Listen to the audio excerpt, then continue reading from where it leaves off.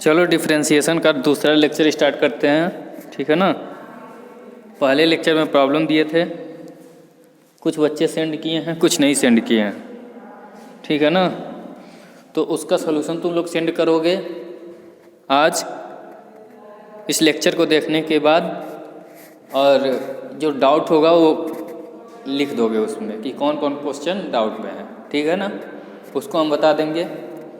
फिर आगे देखते हैं, कुछ फार्मूले हैं जो अलजेब्रिक से रिलेटेड था, हम लोग पढ़े हैं कुछ जो बेसिक, जो कल हम लोग स्टडी किए थे इसके पहले वाले लेक्चर में।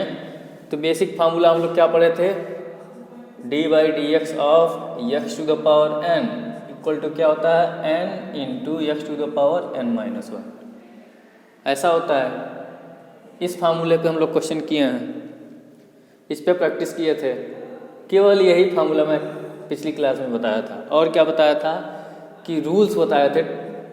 रूल्स क्या होता है डिफरेंशिएशन का, कि डिफरेंशिएशन में कई तरह के फंक्शन अगर आ जाएंगे, जैसे कि मान लो f(x) प्लस माइनस में plus minus gx plus minus hx, तो क्या होता है डिफरेंशिएशन सब पर डिस्ट्रीब्यूट हो जाता है।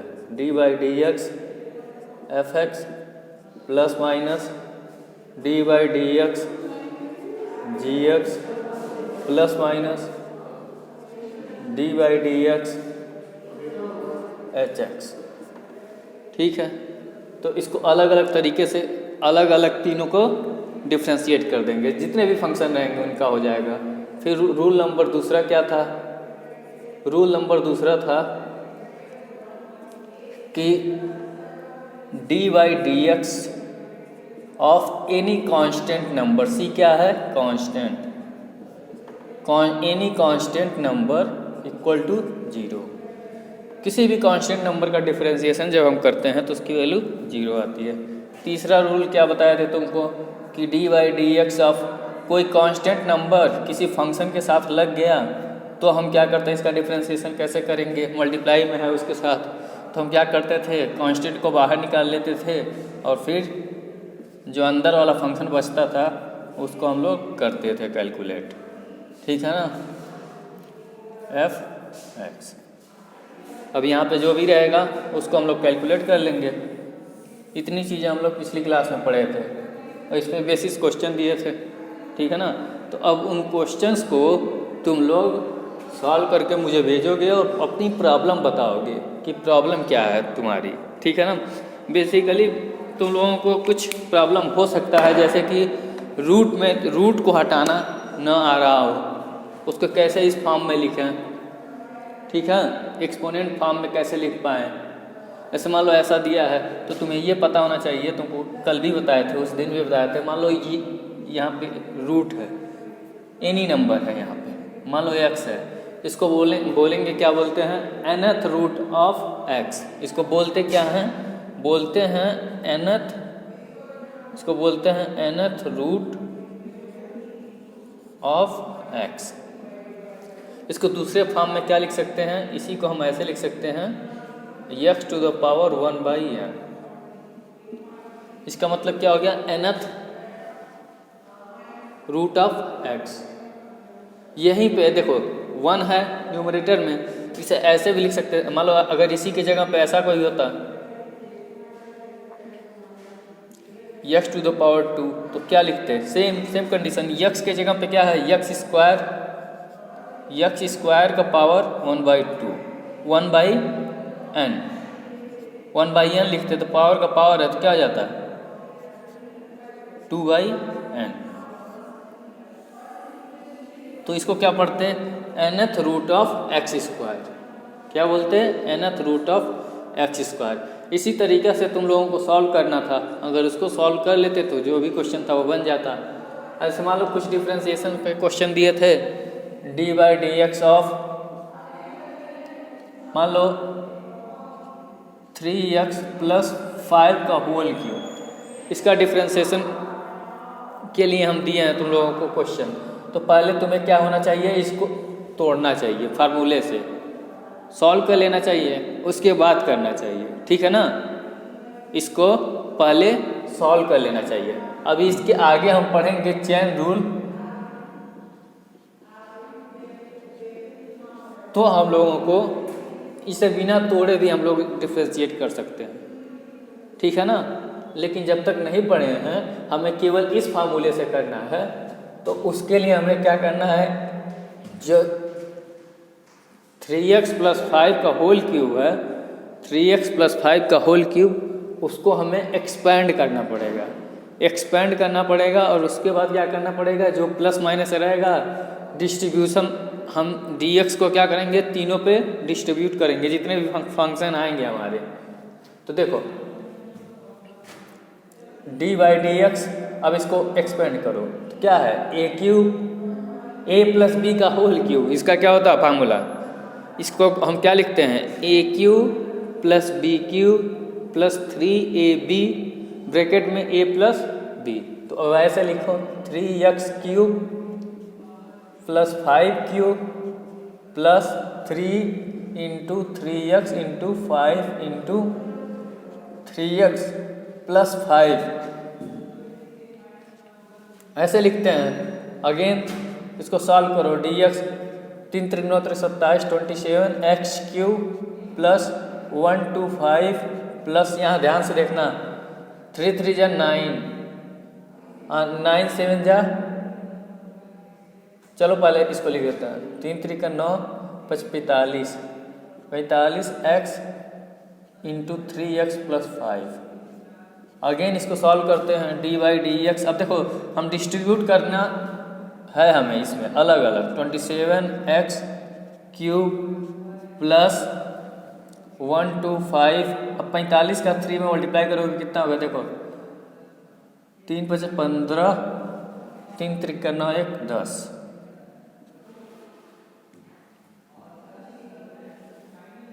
3 × 5 = 15 को 5, 4 × 3 = 12, 1 = 13, 135 होगा, 135। देखो x और x तो क्या हो जाएगा, x²। अब यहाँ से करोगे 5 से मल्टीप्लाई करोगे, 5 × 5 = 25, 5 × 4 = 20, 2 = 22, यहाँ x है तो x आ जाएगा। अब इसको हमें डिफ्रेंशिएट करना है, ठीक है ना। तो तुम्हें क्या बताया है, वो इस टाइप का फंक्शन बना ला। देखो इस तरीके का बना, इस तरीके का बना, तो हम क्या करेंगे, इस dx को, डिफ्रेंशिएशन को सब पे डिस्ट्रीब्यूट कर देंगे, सब पे डिस्ट्रीब्यूट करेंगे तो इस तरीके से हमें दिखेगा, d/dx ऑफ 27 × x³, ये दिखा, प्लस d/dx ऑफ 125 दिखा, प्लस d/dx ऑफ 135x² दिखा, फिर प्लस d/dx ऑफ 225x दिखा, समझे। तो इसको हम क्या कर सकते हैं, तुमको बताए हैं कि जब कांस्टेंट टर्म फंक्शन के साथ होता है उस कांस्टेंट को बाहर निकाल लेते हैं। 27 d/dx ऑफ x³ प्लस 1, देखो यहाँ पे कांस्टेंट टर्म है, कांस्टेंट टर्म का डिफरेंशिएशन क्या होता है, देखो यहाँ पे लिखे हैं, हाँ, कांस्टेंट टर्म का डिफरेंशिएशन क्या होता है, 0। तो यहाँ पे 125 क्या है, कांस्टेंट है, कांस्टेंट है तो इसका डिफरेंशिएशन क्या हो जाएगा, 0।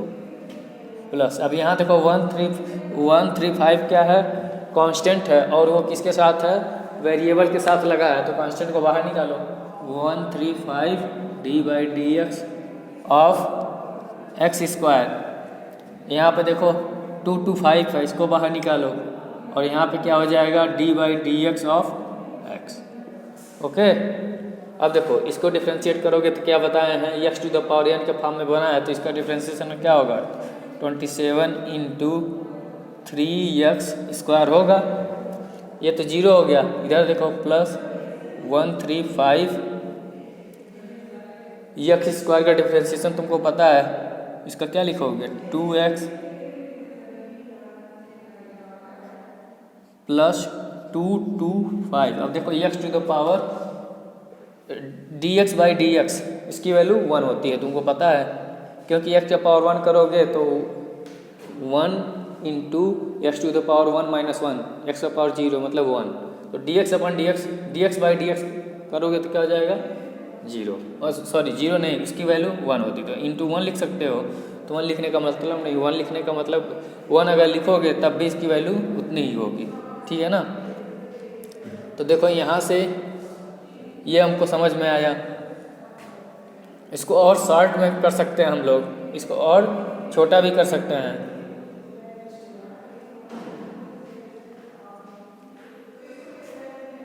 इसको और छोटे फॉर्म में कैसे लिख सकते हैं, अब उसको देखो, इतना इंटू 1 लिख सकते हो, या यही आंसर दे दो तो भी सही है। इसको मल्टीप्लाई करना पड़ेगा, या देखो इनमें कोई कॉमन है तो कॉमन कर सकते हैं। जैसे कि देखो इसमें 3 दिख रहा है काम, इसमें 3 का ही फैक्टर है, ये भी 3 का ही, इसमें 3 दिखेगा, इसमें 3 दिखेगा।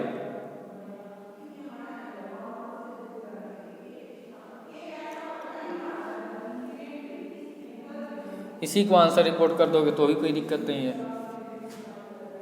ये हो गया हमारा आंसर, ठीक है। इस तरीक़ा से हम लोग तोड़ तोड़ के करते हैं। नहीं तो दूसरा तरीका ये होता है कि हम लोग क्या करते, हम लोगों को ये करना पड़ेगा, अभी जब चेन रूल पढ़ेंगे तब हम बताएंगे।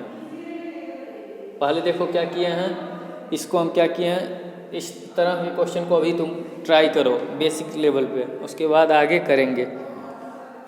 पहले क्या किए, इसको एक्सपेंड किए, एक्सपेंड किए हैं तो क्या आ जाएगा, ए क्यू 3 3 जा 9 3 जा 27, ओके, कोई दिक्कत नहीं, यहाँ तक तो कोई दिक्कत नहीं है। और इसके बाद इसको एक्सपेंड किए तो क्या आ गया 1 2 5, फिर इसको 3ab plus a plus b, उसका फार्मूला लगाया। तो देखो इनका कैलकुलेशन देखो, पहले तो तुम्हें जो फार्मूला लिखाए थे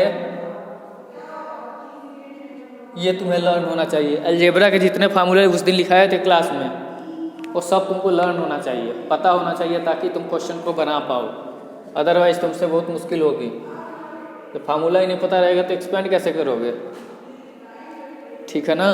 तो देखो यहाँ से सॉल्व किए, यहाँ इनको मल्टीप्लाई किए हैं, फिर इससे मल्टीप्लाई किए हैं, फिर इसका इसमें मल्टीप्लिकेशन किया है, ओके।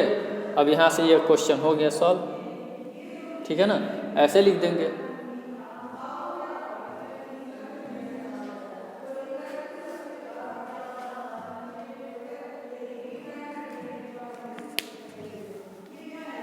चलो अब नेक्स्ट कुछ फार्मूले लिखते हैं। जैसे मान लो एक्सपोनेंशियल फंक्शन का हम लोग कुछ करते हैं। एक्सपोनेंशियल फंक्शन, इसको मिटाते हैं, आगे कुछ करते हैं। तुम लोगों को बेसिक केवल क्वेश्चन कराना है, क्वेश्चन ही करने से तुम लोगों को आएगा। अभी तुम लोग लॉग और ये सब देख के डरना नहीं है अपने को, ठीक है ना। जैसा दिया है केवल वैसे लिख देना है। कहीं log x दिखेगा तो उसका डिफ्रेंसिएशन बोलेगा तो 1/x लिख लेना। अब log से डरना नहीं कि ये log क्या होता है। अभी जब इसको पढ़ लेंगे तो log के बारे में हम तुमको बताएंगे कि log की प्रॉपर्टी क्या होती है, log होता क्या है, उसको किसको बोलते हैं, उसका डायग्राम कैसे बनता है, वो सब बताएंगे, ठीक है ना।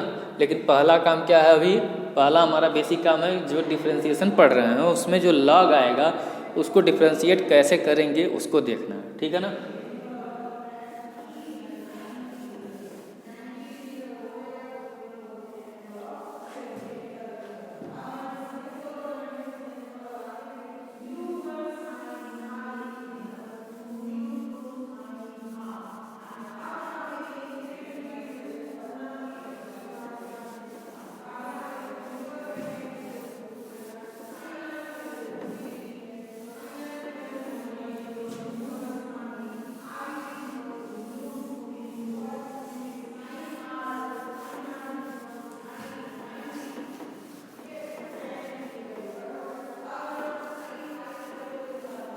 देखो जैसे क्वेश्चन दिया है e⁻x, e क्या होता है, एक एक्सपोनेंशियल फंक्शन होता है।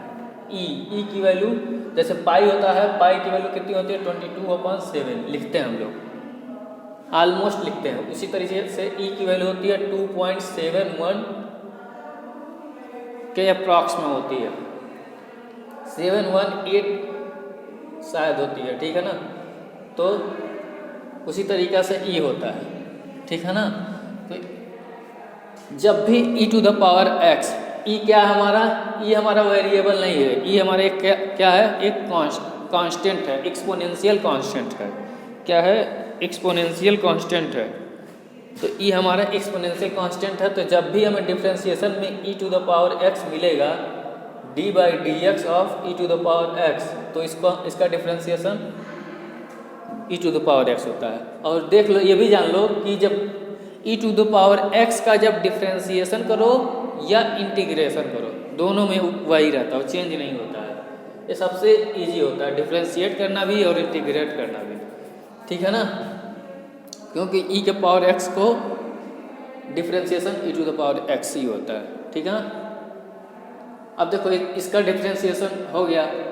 अब मान लो a to the power x आ गया, तो मान लो e तो हमें पता है, e की फिक्स वैल्यू 2.71, तो इसका डिफरेंशिएट कर रहे हैं तो आ रहा है e to the power x।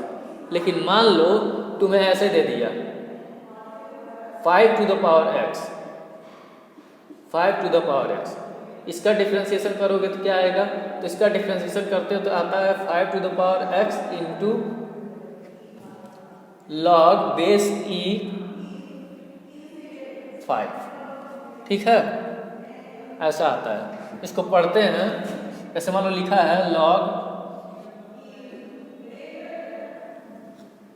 मान लो लिखा है लॉग x बेस e, ऐसा लिखा रहेगा जो भी लॉग के फॉर्म में। तो यहाँ पे इसको पढ़ते हैं लॉग x बेस a, यहाँ पे जो भी लिखा रहेगा लॉग k बेस m, ऐसे पढ़ सकते हैं। तो लॉग में अभी नहीं जा रहे हैं, अभी केवल इसमें जा रहे हैं। इसके क्वेश्चन को करने की कोशिश करेंगे हम लोग। जब भी हमें मिलेगा क्या, a to the power x, तो क्या लिखेंगे, a to the power x into log a base e हो जाता है। ये प्रोडक्ट में मल्टीप्लाई हो जाता है। और देखो ये फार्मूला हो गया, दो फार्मूला। अब तीसरा फार्मूला क्या है, तीसरा फार्मूला देखो, जैसे देखो अब ध्यान से e to the power x के फार्मूले को हम क्वेश्चन करते हैं ना, e to the power x, e to the power x differentiate किया विथ रिस्पेक्ट टू x, इसकी value e to the power x। अब exponential function a to the power x का किया d by D x of a to the power x, इसका क्या होगा याद करना हमको, a to the power x into log a base e। जैसे मान लो इस पे हमें क्वेश्चन करना है या इस पे क्वेश्चन करना है, देखो मान लो क्वेश्चन हो गया e to the power 2x का हमें डिफरेंशिएट करना है, तो कैसे कर सकते हैं, ध्यान से देखो। आगे जब चैन रूल पढ़ लेंगे तो दूसरे तरीके से करेंगे, लेकिन अभी इसी रूल के हिसाब से केवल कर रहे हैं, जो हम फार्मूला पढ़े उस पर कर रहे हैं। तो ध्यान से देखो, तुम्हें ये पता है कि यहाँ पर लिखा है e to the power 2x, इसको हम और क्या लिख सकते हैं, e टू द पावर 2 का पावर x, ऐसा लिख सकते हैं ना, क्योंकि पावर का पावर रहता है तो क्या हो जाता है, मल्टीप्लाई हो जाता है। पावर का पावर होता है मल्टीप्लाई हो जाता है, तो ये क्या है, ये मल्टीप्लाई हो जाएगा, ठीक है। इसका x के साथ मल्टीप्लिकेशन हो जाएगा, e की पावर 2x लिख सकते हैं। तो देखो इसको हम क्या लिख सकते हैं, d by D x of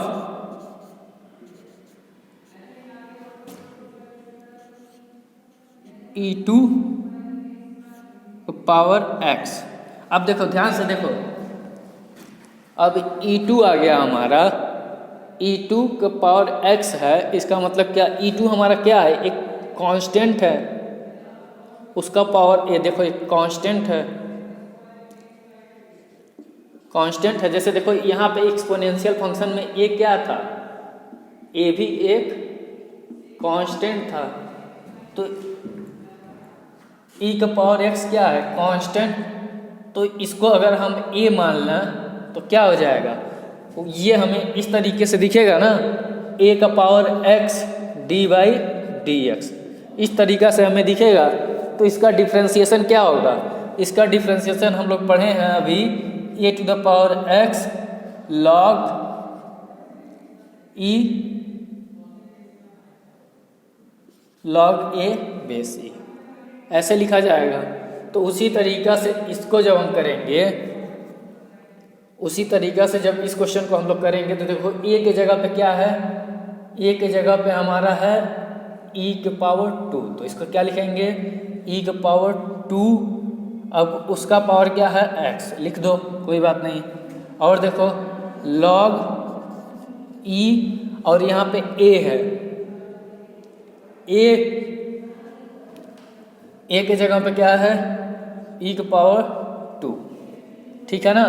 तो देखो अभी तुम लोग आगे पढ़ोगे log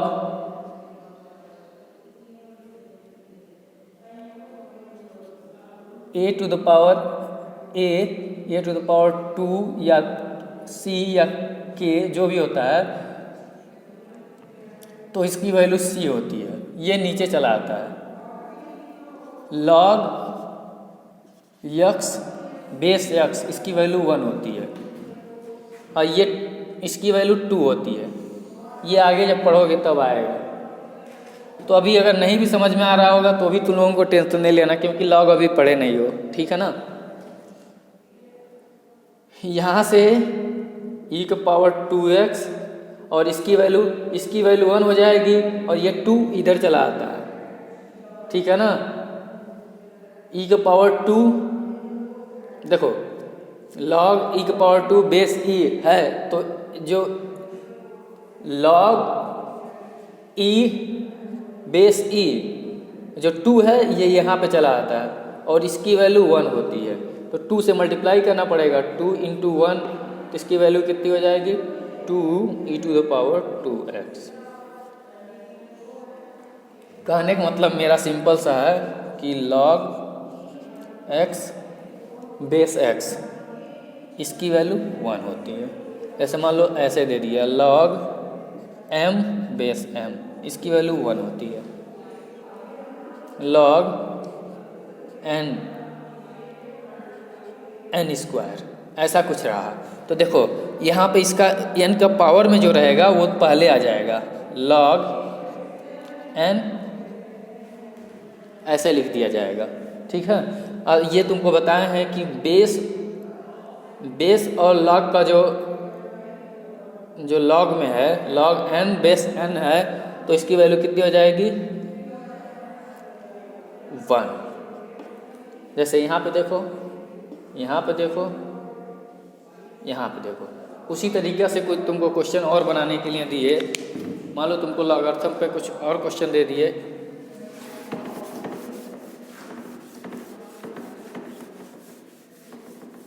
इसी तरीके से तुमको क्वेश्चन बनाने के लिए दे दिए e to the power 5/2x, ऐसा हम दे दिए क्वेश्चन बनाने के लिए, इसको डिफ्रेंशिएट करने के लिए। तो कैसे करना अपने को याद रखो, हमको लिखना है d/dx e to the power 5/2 × x। तो ये क्या हो गया, ये कांस्टेंट हो गया, यानी a to the power x की तरह ये बन गया। तो a to the power x का फार्मूला क्या होता है, इसको हम लोग कैसे डिफ्रेंशिएट करते हैं, देखो इसको डिफ्रेंशिएट करते हैं तो क्या लिखते हैं, a to the power x यानी e 5/2 x into log a की जगह में क्या है, a के जगह पे यहाँ पे क्या है, देखो a के जगह पे है e to the power 5/2 base e। अब तुमको अभी बताए हैं कि log m उसका पावर k है, तो इसको कैसे लिख सकते हैं, k log m base m। तो k log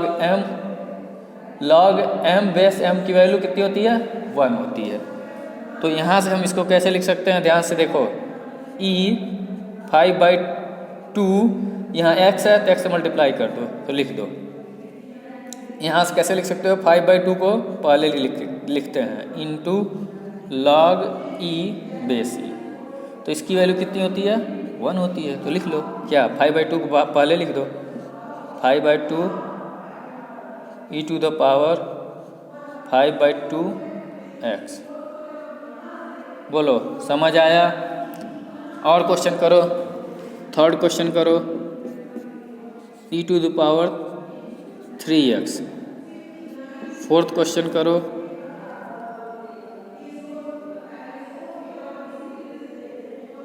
सेवन का पावर x। फिफ्थ क्वेश्चन करो।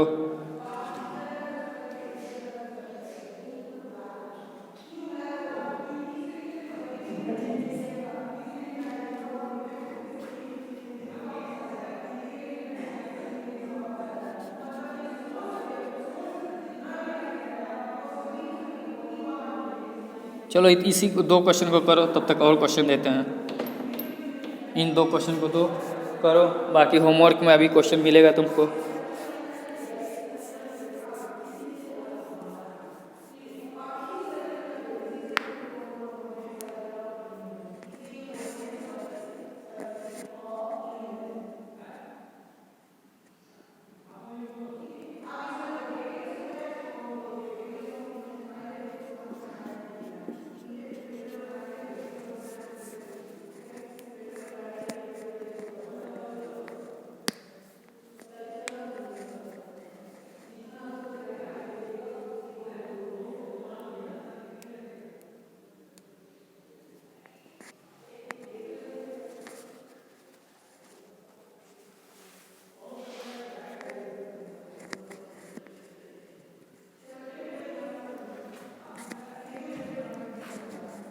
आज केवल इतने ही फार्मूले पर प्रैक्टिस कराएंगे और इसी पे क्वेश्चन तुमको बना के भेजेंगे।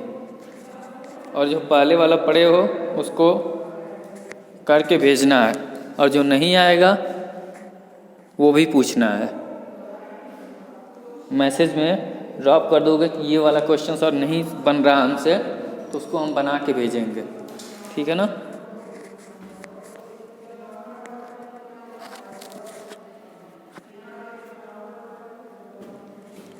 चलो देखो, इस क्वेश्चन को करते हैं जैसे पहले हम लोग किए थे, उसी तरीक़ा से बनाते हैं।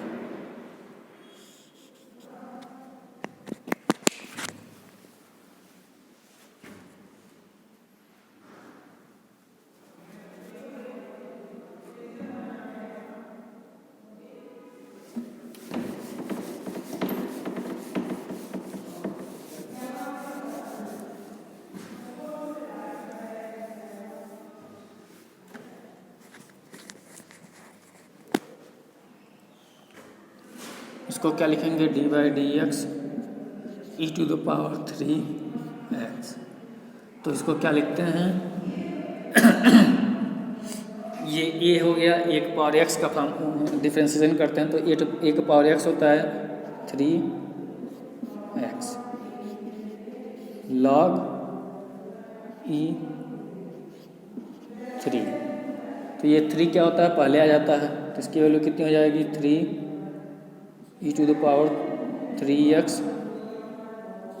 log e, इसकी वैल्यू 1।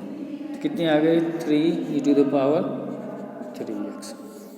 ये हो गया हमको। ये देखो 1/7x, 7 का पावर x मतलब क्या? 1/x बन गया। तो इसका डिफ्रेंशिएशन करोगे तो क्या आएगा? लिखोगे कैसे? d/dx 7 का पावर x इक्वल टू क्या हो जाएगा? 1/x into log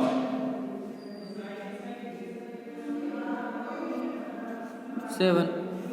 so simple. इसको लिखना है तो क्या लिखोगे? d/dx 10 का पावर x। तो इसे क्या लिखना है? 1/x, 1/x मतलब 10 का पावर x इंटू log 10, ठीक है ना? log 10 बेसी, ठीक है ना? ये हो गया। अब इस टाइप के फार्मूले पे हम लोग करते हैं, इस टाइप के फार्मूले पे क्वेश्चन करते हैं।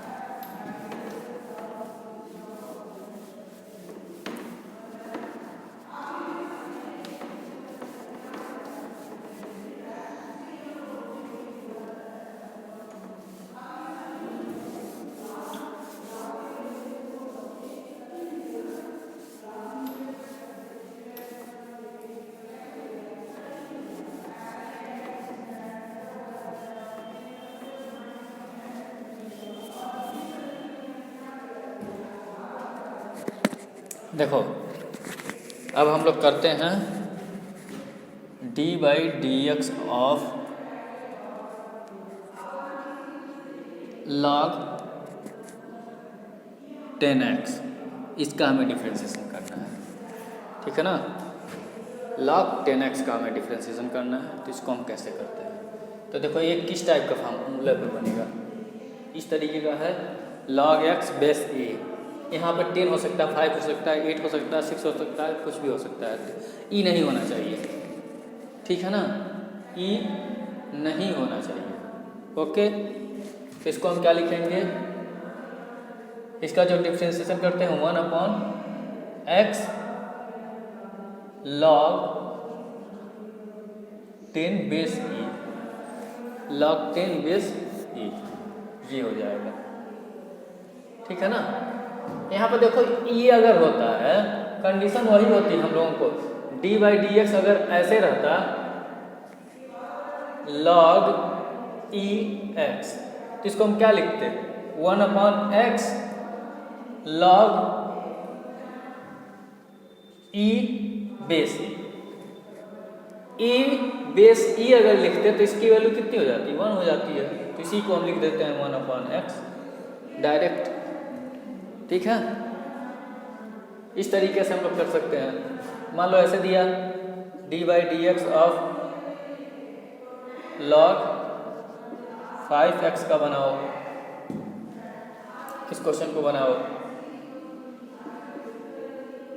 इस क्वेश्चन को बनाओ, d/dx ऑफ